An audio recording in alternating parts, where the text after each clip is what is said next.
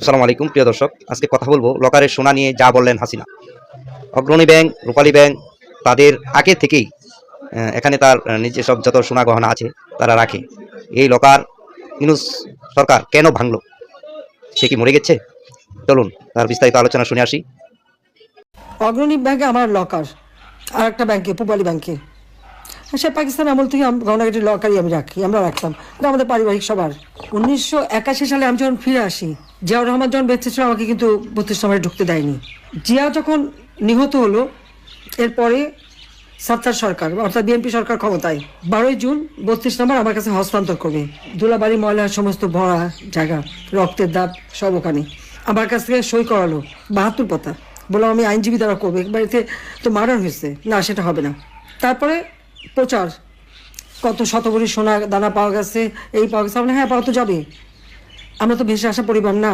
আজকে আবার অগ্রণী ব্যাংকে তালা ভেঙেছে, কেন তালা ভাঙলো? চাবি তো আমার কাছে, আমি তো এখনো জীবিত আছি। আমি যেখানে এখনো জীবিত আছি আর মামলায় কেবল একটা রায় দিয়েছে, রায়ের সব ধাপ তো শেষ হয়নি, তার আগে কেন হাত দেবে?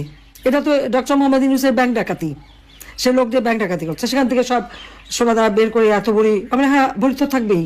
সেখানে আমার দাদি, নানি, আমার মা, কামালের বিয়ে হয়েছে, কামালের বউয়ের গহনা, জামালের বউয়ের গহনা, এমনকি পুতুলের বিয়ের পরে তার কিছু গহনা সবই তো ওখানে রাখা ছিল। তা আমাদের তো ছিল গহনা, আমরা তো অস্বীকার করি না। কিন্তু লকার ভেঙে সেগুলো বের করে এখন দেখানো, মানে তাদের কথা ভাবখানা যেন প্রধানমন্ত্রী হওয়ার পরে আমি সব ওখানে রেখেছি। আমি চ্যালেঞ্জ দিচ্ছি যে প্রধানমন্ত্রী হওয়ার পরে কবে আমি অগ্রণী ব্যাংকে যে লকার খুলে এসেছি আর জিনিস রেখে এসেছি, সেই লগবুক বের করা হোক, দেখা হোক। আমার তো মনে পড়ে না যে আমি 96 সালে প্রধানমন্ত্রী হয়েছে প্রথম। সেই 96 সাল থেকে এ পর্যন্ত কোনোদিন অগ্রণী ব্যাংকে আমি যাইও নি, লকারও খুলিনি, কারণ এগুলি পারিবারিকভাবে যা ছিল সব আমি রেখে দিয়েছিলাম ওইভাবেই। আমার 2টা লকার ওখানে রাখা আছে। মাত্র 30% টাকায় জমির মালিক হয়ে নতুন বাংলাদেশের গড়ে তোলার স্বপ্ন দেখা বাংলা বসতি। সেখানে যে জিনিসগুলি, এই যারা আমার বাবাকে হত্যার পর এই বাড়ির সমস্ত জিনিস তারা একটা ইনভেন্টরি লিস্ট তৈরি করে, ওই লিস্টে যেগুলি তারা ভ্যালুয়েবল জিনিস মনে করেছে সেগুলি সব সিল করে বাক্স আমাকে দিয়ে দিয়েছিল। তা আমি সে কোথায় যাবো? আমার বাড়ি নাই, ঘর নাই, তো কিচ্ছু নাই থাকার। আমি লকার ভাড়া নিই, সেই লকারে যে সব কিছু ওইভাবেই রেখে আসি। তারা আমাদের ঘর বাড়ি যা ছিল সব তো লুটপাট করে নিয়েছি।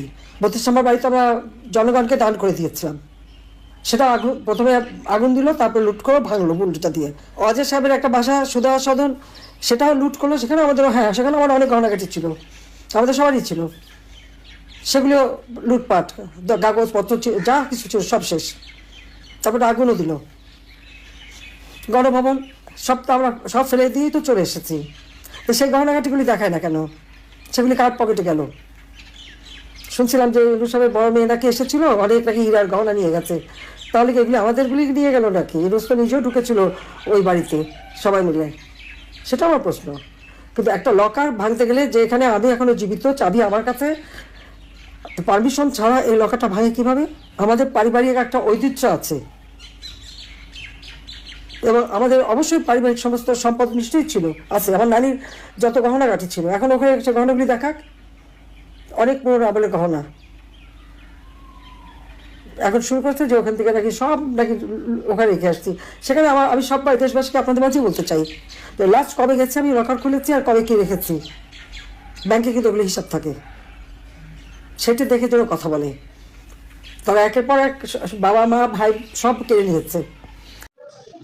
প্রিয় দর্শক, শুনতে পারছেন সাবেক প্রধানমন্ত্রী শেখ হাসিনা কি বলছে। সে এত সোনা দিয়ে উনি কি করে? আমি মনে করি আমাদের বাংলার মানুষ এক আনা সোনা পড়তে পারে না, আর আমাদের সাবেক প্রধানমন্ত্রী শেখ হাসিনা উনি সোনা দিয়ে ঘর সাজিয়ে রাখতে পারবে। প্রিয় দর্শক, আপনারা কি মনে করেন যে এটা তাদের বৈধ টাকার কেনা? আমাদের জনগণের টাকা চুষে খেয়ে সে 832 ভরি সোনা লকারে রাখে। আপনি জানাবেন সেটা কি বৈধ না অবৈধ? তো ভালো থাকবেন, আল্লাহ হাফেজ। আজকে